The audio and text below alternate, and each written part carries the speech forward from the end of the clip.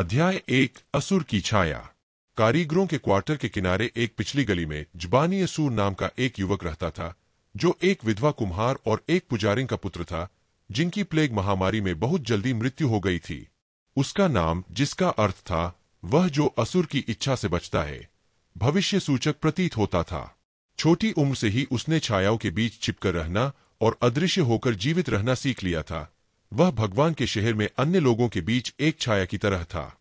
उनका घर एक कमरे की झोपड़ी थी, जिसकी दीवारें मिट्टी की थीं और छत सूखे सरकंदों की थी। फर्श टूटा हुआ था और कोने में हमेशा तिल के तेल की एक छोटी सी बत्ती जलती रहती थी, जो लंबी शामों में रोशनी का एकमात्र स्रोत थी। उनके पिता नूर-ए-इल्म अपना पूरा दिन मंदिरों और बाजारों के लिए बर्तन बनाने में बिताते थे, जबकि जबानी ने उन लोगों से उधार लेना सीख लिया था जिनके पास बहुत अधिक सामान होता था।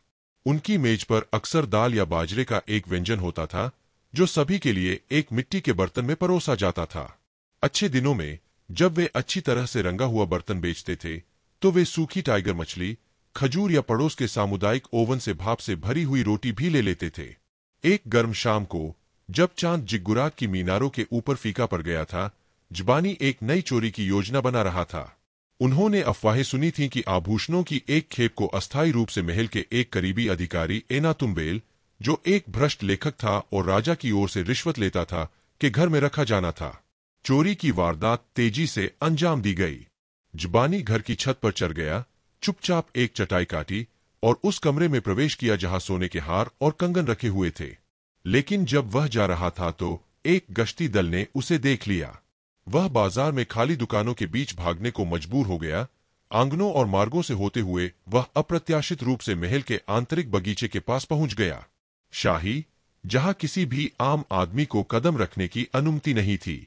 मर्टल की झाड़ियों में छिपे हुए अपने धड़कते दिल के साथ उसने पहली बार राजकुमारी मुलिसु को देखा, जो आबनूस आंखों वाली एक किशोरी लड़की थी, जो राजा इद्दीन सिन और रानी ताशमेतु की बेटी थी, जो अपनी सुंदरता और क्रूरता के लिए प्रसिद्ध थी। राजकुमारी ने अपने हाथों में एक छोटी सी वीणा पकड़ी हुई थी और उसके चारों ओर कुछ मौन दासियां खड़ी थीं। जबानी ने एक क्षण के लिए उसकी ओर देखा और उस नजर में एक अजीब विचार पैदा हुआ। न केवल शक्तिशाली लोगों से चोरी करना, बल्कि उनकी दुनिया में सत्ता के हृदय तक पहुंचना। लेकिन भारी कदमों की आवाज आ रही थी। गार्ड करीब से गश्त कर रहे थे। सांस अटकने के कारण जबानी अंधेरे में वापस चला गया, लेकिन इससे पहले कि उसके लबादे से एक सोने का कंगन गिरता, एक जंगली गुलाब की शाखा से चिपका हुआ एक नौकरानी की आंखों के ठीक नीचे, उस कंगन ने उसके अनजाने में एक गुप्त खोज शुरू कर दी थी। महल पर एक चोर की छाया पड़ गई